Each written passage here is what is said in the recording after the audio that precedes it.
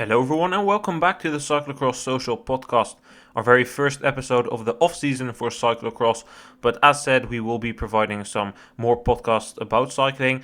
We won't be making podcasts about every road race, but we're here to talk about the openings races of the road season because there were some interesting performances here by a couple of cyclocross riders. With me here to talk about that today is Issam. Hello Issam. Hey everybody. So we'll be focusing on the openings races of the Belgian classic season, the Omloop Nieuwsblad, Kuurne Brussel Kuurne and the GP Le Samyn. So we'll be addressing the cyclocross riders as said. We will not be talking too much about the Van der Poel, Wout van Aert. These riders, they have been so good on the road, we all know that. And we don't want to be just another road podcast. We are the Cyclocross Social Podcast. So, of course, Van der Poel rode a very good race in Kuurne, Brussel, Kuurne and in Le Samyn. And we will probably talk about them at some point, but this podcast we won't. This podcast will start off with talking about Tom Pidcock. Tom Pidcock, who rode a strong opening weekend. And did you see that coming based on his results in the 3 days of the VAR, Issam? Well, I have to say that honestly, in my opinion, that he was not really showing himself from his best sides there in the VAR. And it was not something very exceptionally good or something. But he managed there very well, and I think he was very focused on what's going to be happening, what is following up the rest of the season. And I mean, what he then just showed, especially, I mean, in Omloop as well, was a very strong performance. I mean, the result was not there, but showed himself very well. And in Kuurne to sprint to a third place, that was just very, very strong performance from him. To come back on the Tour de Alpes-Maritimes et du Var, I think personally that the hype for Pidcock was way too much there. It was his first race for INEOS. In the bookies, he was, I think, second or third favorite to win that race. But look at the riders he was competing against. He was competing against the likes of Bauke Mollema, Greg van Avermaet, Madouas, Hoods, Ciccone, Brambilla, Pino, Gaudu. I mean, these are all very good names. It was a pretty mountainous race. There were, hills or mountains. I don't know what you would want to call them. It's maybe low mountains, and it's very different than the classics as well. And I think it potentially, that overhype there, maybe played down a bit his chances for the Omloop and for Kuurne and the rest of the classics, and that helped him maybe stay under the radar in those races. Yeah, I agree with that. I mean, I have to be honest. When I was watching Omloop and Kuurne, I was not really thinking about Pidcock. And I mean, after Omloop and the way he was riding there, obviously in Kuurne he was going to take him in consideration for a good result. But before that, I was like, well, it's just gonna be interesting to see what he's gonna do. But you already know that he's going to learn. He needs to learn a lot about the races. It's his first season with INEOS, so I mean, it could have gone a lot of ways. And the way he just showed himself in both Omloop and Kuurne was phenomenal in a way, and something I didn't expect. I didn't expect it either, and especially considering the comments that his coach made. He said, no, he isn't really like Van Aert, he isn't like Van der Poel, he isn't a sprinter, he's more a guy for the hills, and that's why he will be focusing on the Ardennes Classics later on this season. Yet he started Omloop and Kuurne. And to talk about Omloop first, he bridged that gap towards the leading group around 50k to go, somewhat like that, and I found that a very impressive move by him. It started off with a tactical mistake, obviously, because he should have been in that group. He was very strong, and he should have easily followed that group. He didn't. I don't know what the reason was exactly, but I think positioning in a way. And then Could be inexperience as well, because maybe it probably is positioning, but that could be a combination with his inexperience. He probably didn't know he needed to be up front at that point. Yeah, I agree, and that's what we were talking about, like the learning curve. What you need in these races is it's you can have a good shape, but if you're not really knowing where you have to go, where you have to be in the front, and you can easily lose your race. And I think what happened there was perfect for the learning curve. It's he missed a little bit that first group that went away. He was like, okay, I have to be there, obviously, because those are the best who are at that group. And he, together with Francis Desjeux, Ryder Genier, if I'm not wrong, they tried to bridge the gap, but he almost did it at his own after seeing that Genier was not going to be able to close that gap. And man, that was that was something impressive to close that. I think it was 15 seconds or something, and it closed it like that. So, I think Pidcock just shown his skills, which we already knew he had, but like he confirmed it in a way in a pro peloton, and it's going to be very exciting to see him in the following races.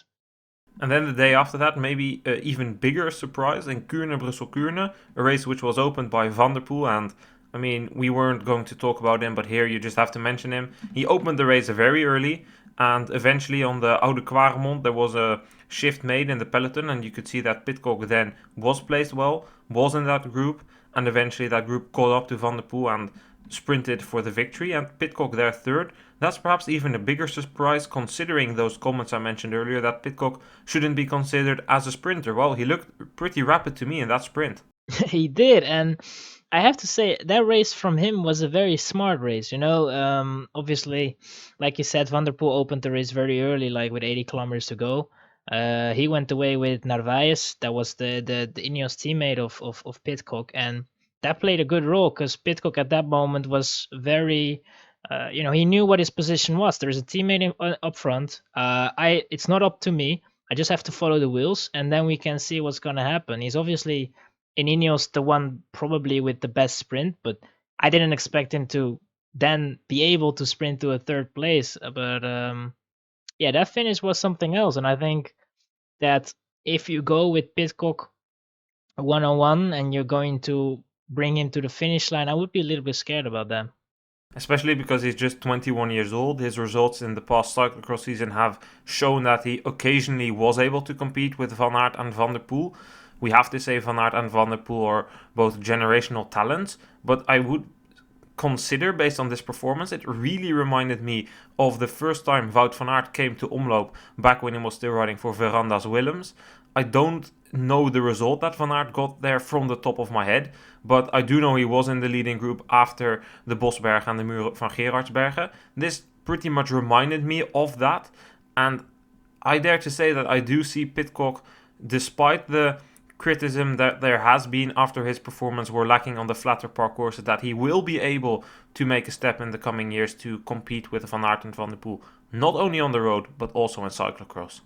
Yeah, I think definitely, we have to be realistic here, and he is 21 years old. I mean, Van der Poel is probably, I think, 26, and the same goes for Van Aert. They're around that age. I just really think that Pidcock still has a margin of growing himself in terms of his potential, and honestly, I would say that he is definitely going to be somebody that in the next 3-4 years is going to do big things, and even this year already. Don't count him out for races. Well, then the last question here, considering Pidcock, he will be riding Strade and then be taking a break until the Brabantse Pijl. Do you think that they will potentially add some more cobbled classics after seeing this performance?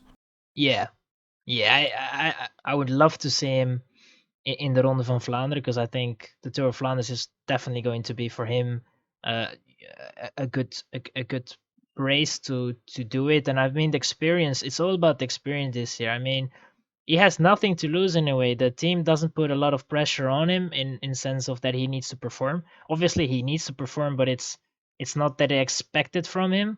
I think to do those races, you will learn so much. Obviously, you don't need to burn out yourself, but I think with a good planning, Tour of Flanders and Paris-Roubaix, those are two races I think you should just do for the sake of experience. I think you should add the E3 prize and then, as you said, the Tour of Flanders. And I think I wouldn't go to Roubaix. I think he's more of a guy for the hills. Let Roubaix go, but add Amstel Gold Race to his program as well. Mm-hmm.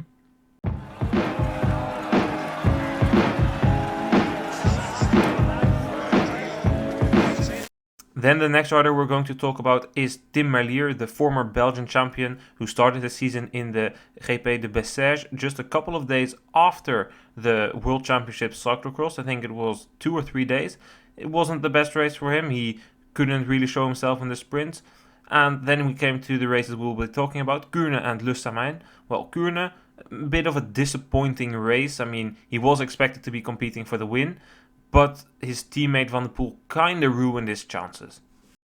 Yeah, he kind of did. I mean, I think that the plans that the team had that was that Van der Poel would attack on the Quaremont to try and break the race, but not too early, so the sprinters always had a chance to come back. The fact that he went, I think, on the Canarieberg was a bit too early for Merlier, I think, and just basically, made it so hard the race for him personally that he was just not able to follow the first or the second group behind Van der Poel, and uh, obviously then had no chance to go for the victory there. And I mean, it was a bit disappointing, I think, for him because I think he would have loved to be sprinting there, and I think with his sprinting legs, he would have definitely been a guy for the podium. I think that Tim Merlier was very unlucky in Kuurne as well, because he was actually in a bigger group together with Arnaud Demar. That's where he eventually ended as well. But that second bigger peloton, it was chasing the leading group. They came pretty close to around 25 seconds of the second group in the race. And then there was a crash in that group, and that group was torn apart, and there were all organization that was gone. I mean, Colbrelli, he came back in a group with a couple of riders from Quebec at Assos. But for Merlier and Demar, I mean, they really need that organization, and they couldn't come back. But later on in the week, Tim Merlier really made up for that by sprinting to the victory in Le Samyn. Yeah, indeed, and in Le Samyn, it was, I think, a very good race from his side. He was also like following guys when he saw that there was an attack and his teammates were not there at that moment. He followed a few attacks as well. Tried to be in the break once or twice, and in the end knew that okay, it's going to be a sprint. If it's going to be a sprint, I have to be there. I think his positioning in the last kilometer was not the greatest, and it was a very chaotic sprint in a way because there was not a real lead out. Van der Poel obviously, his steering wheel broke, or at least a side of it, so he was not able to sprint, and then knew that he had to do it for Merlier, and for Merlier to finish it up in the end. I think he made his bad racing Kuurne Brussel Kuurne more than up. Some more juice around that win there. Van der Poel, his steer broke when he was leading them out, but the whole tactic of Alpecin Phoenix, the cyclocross team mainly, was to not win with Van der Poel there, and that was because they were apparently angry about a comment that Seneschal made. Seneschal made, Alpecin Phoenix is only Van der Poel. We have more riders that we can use. This is a quote from Sporza, by the way. And that Alpecin was pretty upset by that comment. You could see Van der Poel crossing the line at the back of the peloton, pointing to the Alpecin with a pretty happy and emotional face, and Merlier also pretty happy with that win. I think it's a nice story, but what in that same story, Sporza said that Merlier is very fast. I agree, because that sprint of Merlier was pretty damn good. Yeah, it was pretty damn good, and I think especially if you just look at the field, there was a John Davenport, there was a Pascalon who was there, who arguably is also a very good sprinter. There were several guys that have a good sprint, but he was just able to get himself in that leading position and just be as fast as he can to that finish line and beating everybody there. And I think he just showed there that he has the sprinting legs, and we have to be honest. Like last year, he already showed that he had the sprinting abilities, and he won a couple of races. And this year, he just shown it again and confirmed that he is somebody with a very good sprint. And I think it also shows that what we said this cyclocross season is true. I mean, okay, he said he had COVID. I don't doubt that. Oh, don't get me wrong. He had COVID. I do think it has affected him. But I think it also shows that this guy has really developed into a road racer, into a sprinter. I mean, his results in the cyclocross, they don't lie. They're not where they were the years before. He's now, instead of in the top 5, he's in the top 15, top 20. He's fighting for those lower results compared to the seasons before. And you would think that, at least that's what I think, that if his entire season in cyclocross was affected by his COVID infection, that it would also translate to his first road races. And because that hasn't done that, I think our conclusion was right. Merlier has developed into a road rider, and I absolutely don't blame it for him, because he's really fast and it's really paying off. Yeah, I think he probably last year and the year before he tried to really also get some results in the field, but probably saw that it wouldn't bring him much more than a top 5. And he then wisely, like you said, made the decision to focus a little bit more on the road, and it's paying off now. And I think it's only going to pay off a little bit more because he's going to Tirreno. He's going to show himself probably in Dwars door Vlaanderen and Paris-Roubaix as well, and then maybe one of those Grand Tours as well. So I think for him this season is going to be very exciting, and I'm actually quite looking forward to see Merlier in those races. Well, a last question here about Tim Merlier. That's from the same article from Sporza. They say that Tim Merlier could potentially win or come close to stage wins in the Tour de France if Mathieu van der Poel launches him. Do you agree on that?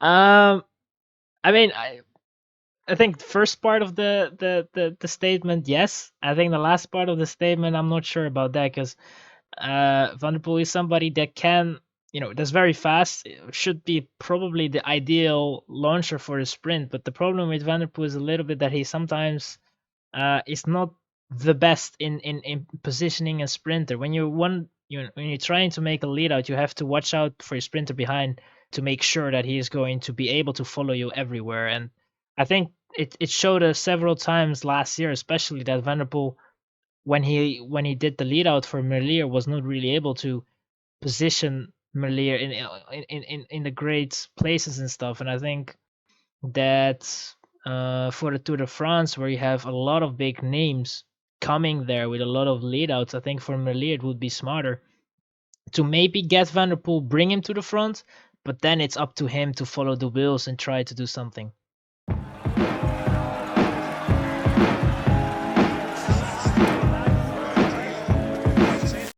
Well, then our third topic here, and that's also our last main topic. A couple of riders who've ridden a few or a bunch of cyclocross races this winter also had a very good start to their season.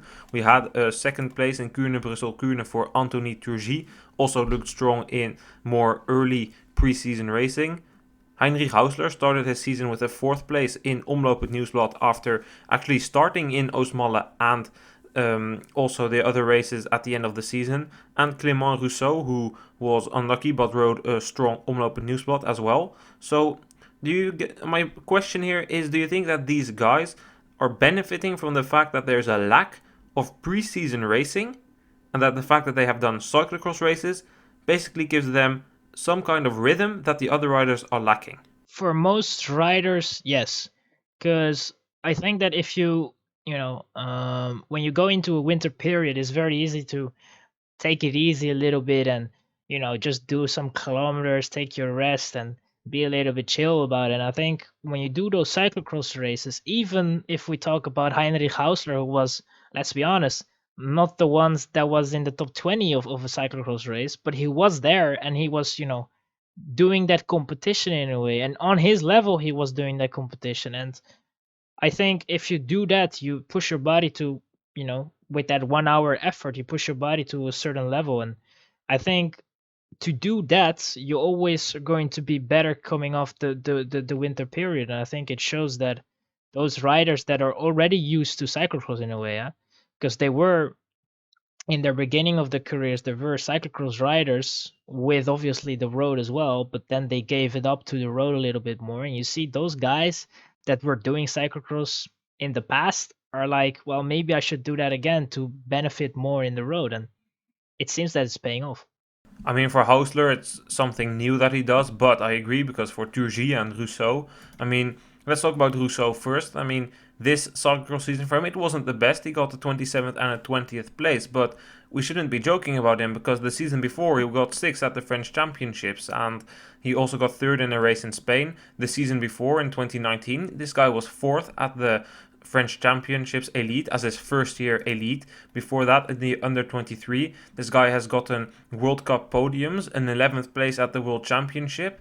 I mean, we shouldn't be joking about Rousseau. This guy is a pretty good cyclocross rider, and I think it also shows that the combination is possible, even if you are from a rider, if you are from a country as France, where maybe the calendar isn't perfect. Yeah, true. I mean, it's you can just see that those guys that have done those races in the winter, they benefited from it a lot. And As you said, Haussler is not somebody that has been having a cyclocross history in a way, but those other guys have, and like you said, that for both Turgis and Touze, that those guys really have, had done something in their periods of really focusing on cyclocross, and I think that is just, it's showing off, it's paying off for those guys that they're using it now for the preparation into the road, and they have a kind of advantage. I think that for Turgis and Russo, it was also a case of only being able to do 2 races this winter. They both raced in Troyes and the French National Championships. The rest of the French calendar was slaughtered due to COVID. I mean, nothing we can do about that. But I think that if there had been a couple of more possibilities, that they would have used them. And I only support that because, I mean, Turgis isn't old. He's 26. Rousseau's same age. I mean, if these guys develop themselves on the road and get some more knowledge, some more fame, I think that it's good for cyclocross ultimately that they don't see, yeah, okay, I mean, it's just Van der Poel and Van Aert, 2 generational talents who can do it, or Tom Pidcock, but they will see, somebody like Turgis, he's benefiting from this. Rousseau, he's benefiting from this. Look, Merlier, another fast guy who comes from cyclocross. And then we're talking about riders who really come from cyclocross, not the stories that you hear, Sagan, Alaphilippe. I mean, okay, cool and stuff that they've done it in the youth categories, but I mean, Turgis, Rousseau, Merlier, these are riders that have really done it in the elites as well, and that they really do it, because combining it in the youth is something that a lot of riders do. Yeah, that's true. Like when you're in the youth categories, it's quite easy to roll into a cyclocross race in a way, and even if you are, not the most technical rider, if you're strong, you can ride good results in those youth categories. I think for what it shows is that the combination is possible, and it is possible on a high level. And I think that was something a lot of people doubted. We could have seen it with Zdenek Stibar when he was world champion for 2 years, I think, and then was like, well, okay, I have now a contract with Quickstep.